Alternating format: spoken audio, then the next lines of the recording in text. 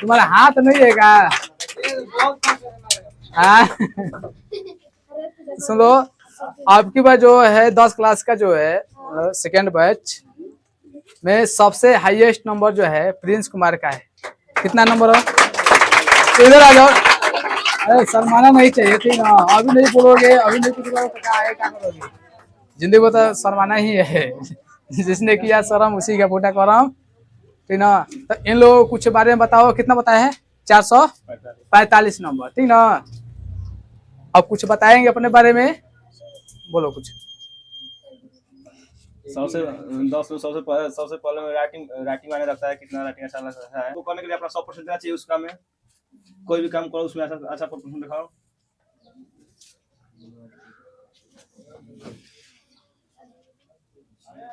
जो सब्जेक्ट पीछे रहता है उसको आगे पढ़ना चाहिए। मैंने कुछ उसमें अच्छा दिखाएंगे हम।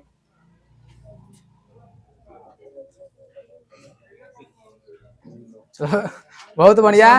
इनका कहना है, सुनो, जो सब्जेक्ट तुम लोगों का वीक हो रहा है ना, तुमको लग रहा है कि हमारा सब्जेक्ट ही कमजोर है, उस पर थोड़ा ज्यादा मेहनत करो, ठीक है। तुमको कोई भी मान लो मैथ लग रहा है कि हमारा कमजोर होते जा रहा है, कमजोर, उस पर थोड़ा ज्यादा दो समय। जिस पर जो समय देता है गदा छोड़ो, जिस पर जो ज्यादा समय देगा वो चीज उसका ही होगा। जिस पर समय दो, ठीक है। देखो 10 क्लास सबसे मायने रखता है। ये पहला सीढ़ी है तुम लोगों का। ना पढ़ो, 5 ही मैथ बनाओ, लेकिन कोशिश करो कि हम डेली 5 ही मैथ बनाए 10th क्लास के लिए। बिल्कुल यह मायने रखता है, क्योंकि 100 एक ऐसा सब्जेक्ट है 100 में 100 आएगा, कोई काट नहीं सकता।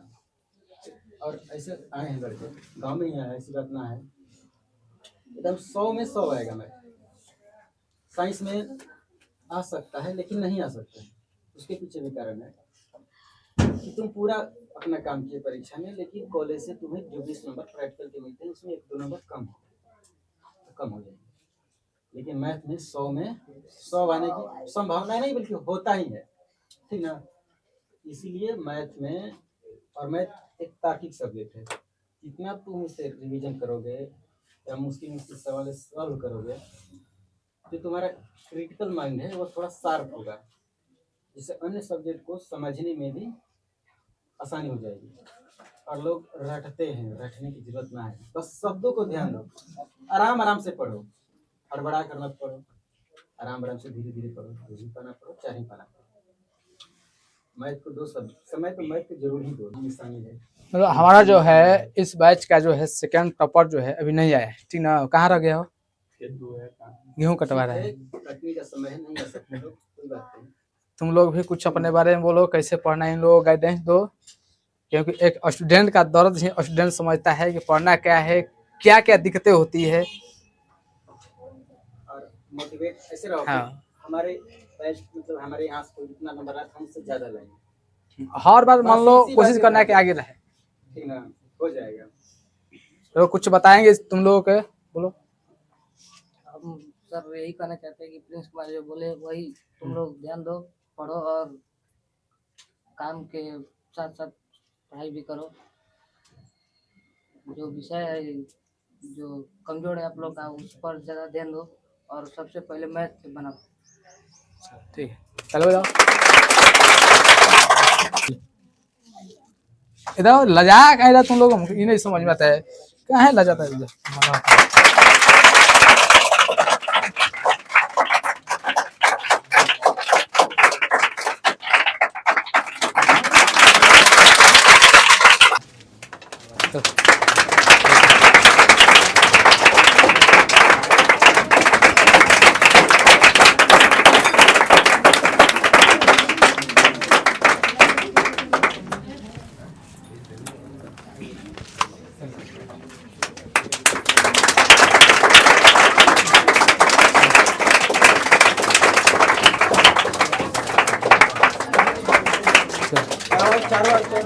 Lu dapat apa ni?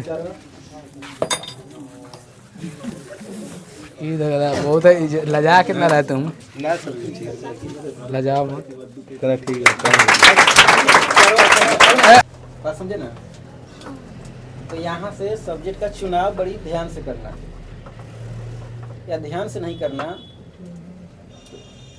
सोचना ऐसा, अगर मैथ में कमजोर हो तो बायोलॉजी से साइंस ले लो। इंटर में हम यही कहेंगे कि सभी लोग साइंस ले लो। किसी भी परीक्षा एक बात और हो सुनो, घर के कंडीशन देख के बहुत बड़ी मायने रखता है। घर के कंडीशन चल दिए, मान लो हम साइंस पढ़ने इंटर पढ़े, बाद में चला गया 12 क्लास में पढ़ते पढ़ते फाइनेंशियल स्थिति खराब हो गई, फिर बीच में बहुत दिक्कतें होती है।